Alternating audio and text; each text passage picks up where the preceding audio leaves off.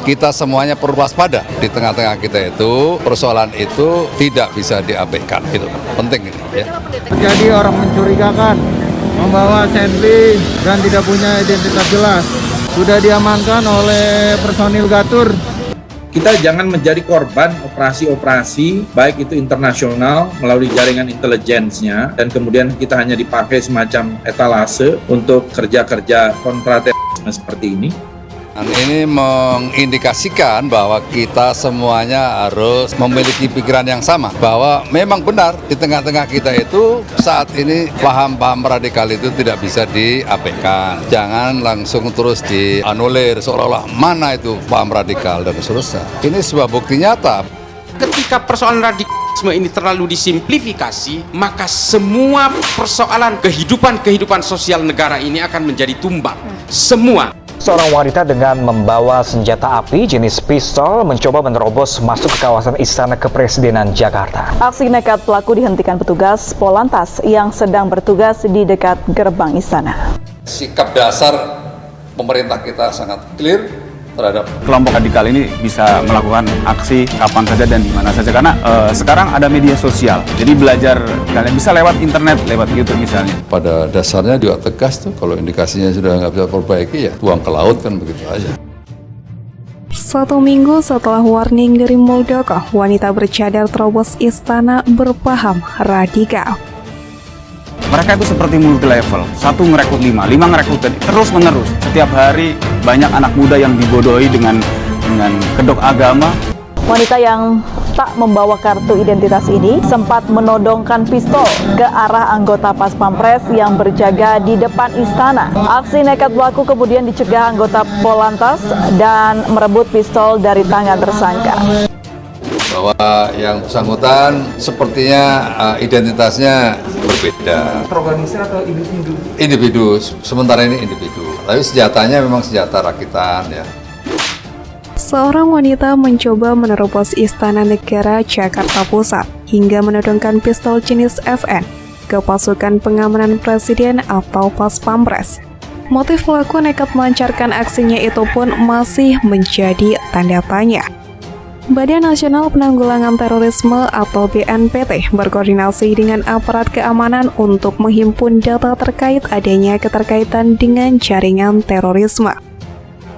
Kami BNPT sesuai tugas pokok dan fungsinya sedang melakukan koordinasi intensif dengan aparat penegak hukum untuk memastikan apakah pelaku bagian dari jaringan terorisme atau pelaku tunggal atau lone wolf, kata Direktur Pencegahan BNPT Ahmad Nurwahid dalam keterangan tertulis 25 Oktober.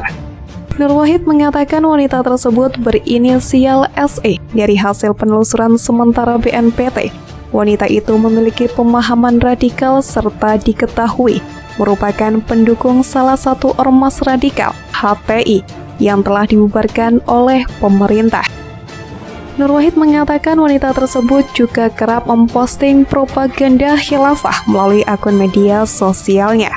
Pihaknya pun kini masih melakukan pendalaman terkait dugaan keterkaitan dengan aktor-aktor lain. Pendalaman terhadap profil dan motif pelaku terus dilakukan untuk mendapatkan informasi yang akurat adanya keterkaitan dengan aktor-aktor yang lain, tegas Nurwahid. Lebih lanjut, Nurwahid menjelaskan kejadian teror yang melibatkan perempuan di Indonesia bukan peristiwa baru. Dia mengambil contoh ancaman bom di istana yang pernah digagalkan oleh aparat penegak hukum pada 2016. Salah satu calon pengantin yang ingin melakukan aksi di istana terlebih dahulu diamankan oleh Densus 88 yang juga pelakunya adalah perempuan, Dian Yulinovi, dan ada juga Zaskia Aini yang melakukan penyerangan ke Mabes Polri pada tahun 2021. Terangnya. Karena itulah BNPT telah mewaspadai tingkat kerentanan perempuan untuk direkrut dan dijadikan pelaku oleh kelompok teroris dalam jaringan teroris. Perempuan tidak lagi menjadi aktor pendukung dan simpatisan, tetapi sudah diposisikan sebagai pelaku atau martir. Pemanfaatan perempuan dalam aksi terorisme memang tren baru, khususnya yang dilakukan ISIS. Baik dilakukan dengan jaringan atau lone wolf yang tidak terkait komando dan jaringan, ujar Nurwahid. BNPT telah berupaya meminimalisasi keterpaparan perempuan dalam jaringan dan aksi terorisme dengan cara melibatkan perempuan sebagai agen perdamaian. Perempuan harus diberikan pencerahan karena sebagai salah satu sasaran potensial dari jaringan terorisme. Kabareskrim Komjen Agus Adrianto menuturkan, kasus ini tengah ditangani oleh Densus 88 Anti Teror Polri. Namun belum ada informasi terkait identitas perempuan tersebut. Nanti dari Densus 88 telah melakukan pendalaman kepada tersangka yang tadi diamankan oleh petugas. Ungkap Agus kepada wartawan di Kompleks Istana Kepresidenan Jakarta Pusat dilansir dari Detik News Selasa 25 Oktober. Agus mengeklaim pengamanan aparat di sekitar istana saat kejadian sudah baik. Dia menegaskan aparat telah menjalankan tugas sesuai dengan prosedur. Artinya kesigapan aparat melakukan pengamanan di sekitar istana cukup baik, tegasnya.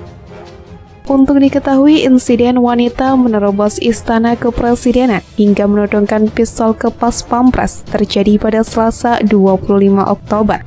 Pukul 7 waktu Indonesia Barat, lokasi tepatnya di pintu masuk Istana Negara Jalan Medan Merdeka Utara. Dirlantas Polda Metro Jaya Kombes Latif Usman menuturkan wanita tersebut ditangkap polisi lalu lintas yang tengah berjaga di sekitar istana.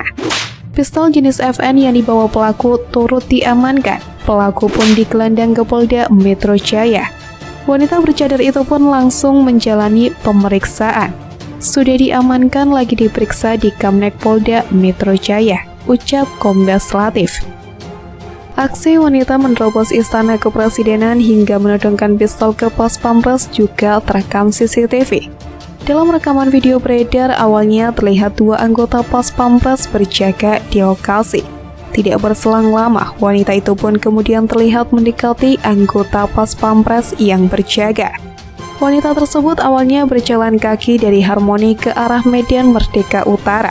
Tampak salah satu Pas Pampres kemudian berbalik menghadang wanita tersebut.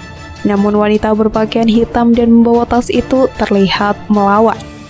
Dalam rekaman tersebut terlihat wanita itu mencoba lari dan tetap berupaya maju ke kawasan istana. Salah satu anggota Pas Pampres lainnya pun kemudian mengamankan wanita tersebut. Padahal sebelum kejadian tersebut sempat diperingatkan akan meningkatnya radikalisme. Hal ini disampaikan oleh Kepala Staf Presiden Muldoko yang menyebut potensi meningkatnya radikalisme menjelang pemilu serentak 2024. Ia mengutip survei yang dilakukan Badan Nasional Penanggulangan Terorisme atau BNPT pada 2020. Survei ini menyebutkan potensi radikalisme mencapai 14% pada 2020. Menurut mantan Panglima TNI ini, potensi tersebut adalah data dalam kondisi anomali saat pandemi. Tahun politik 2023 hingga 2024 ke depan ada kecenderungan akan meningkat, kata dia di Istana Kepresidenan Jakarta Kamis 20 Oktober 2022. Muldoko menyebut kenaikan potensi radikalisme tersebut terjadi akibat politik identitas menjelang pemilihan umum atau pemilu dan pemilihan presiden atau Pilpres 2024. Sehingga ia menyebutkan pemerintah perlu waspada dengan potensi di tahun politik tersebut. Meski demikian, Muldoko enggan merinci identitas kelompok yang berpotensi menggerakkan radikalisme. Ia menyerahkan urusan tersebut kepada BNPT, sebab BNPT tentu memiliki standar untuk menentukan seseorang atau kelompok terpapar radikalisme atau tidak.